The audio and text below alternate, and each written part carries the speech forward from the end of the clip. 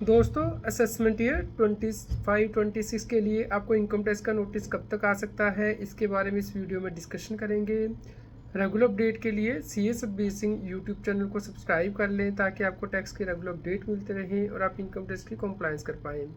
दोस्तों, जिन व्यक्तियों की अभी तक रिटर्न प्रोसेस ही नहीं हुई है असेसमेंट ईयर 25-26 की, उनकी रिटर्न जो प्रोसेस होगी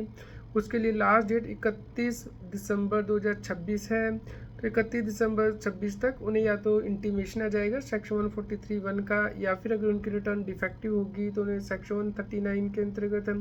डिफेक्टिव रिटर्न का नोटिस आएगा। और दोस्तों, अगर आपने रिटर्न फाइल कर दी है लास्ट ईयर में और आपकी रिटर्न प्रोसेस भी हो गई है, 143(1) का इंटीमेशन भी आ गया है, तो उस केस में आपको जो नोटिस आएगा इनकम टैक्स डिपार्टमेंट से वो 30 जून 2026 तक आएगा, क्योंकि इनकम टैक्स डिपार्टमेंट अब रिटर्न की स्क्रूटनी करेगा। जिन रिटर्नों में भी डिस्क्रिपेंसी आई है, जिन्होंने हाई रिफंड क्लेम किए हैं या फिर जिनकी रिटर्न मैच नहीं की है 26 AS से AIS से, उन्हें नोटिस भेजे जाएंगे इनकम टैक्स डिपार्टमेंट के द्वारा।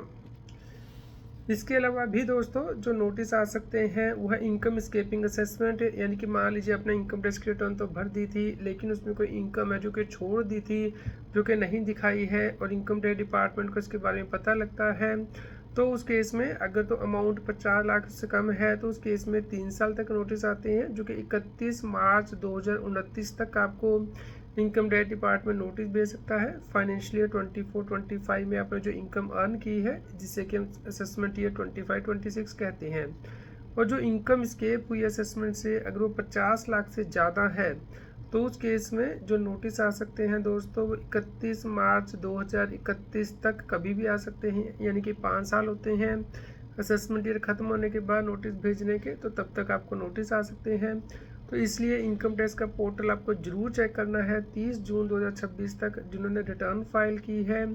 रेगुलरली, और अगर उसमें आपने अपने कंसल्टेंट का ईमेल आईडी मोबाइल नंबर दिया है तो वो चेंज कर लें ताकि आपको कम्युनिकेशन मिल पाए इनकम टैक्स डिपार्टमेंट से। दोस्तों, अगर आप इनकम टैक्स के नोटिस का जवाब नहीं देते हैं तो उस केस में जो पेनल्टी है वो लगाई जाती है 10,000 रुपया। इसके अलावा भी income tax department x party order pass कर देता है, यानी कि बेस्ट जजमेंट असेसमेंट कर देता है आपकी जो इन्फॉर्मेशन उसके पास उपलब्ध है। तो इसलिए आप नोटिस का जवाब ज़रूर दें।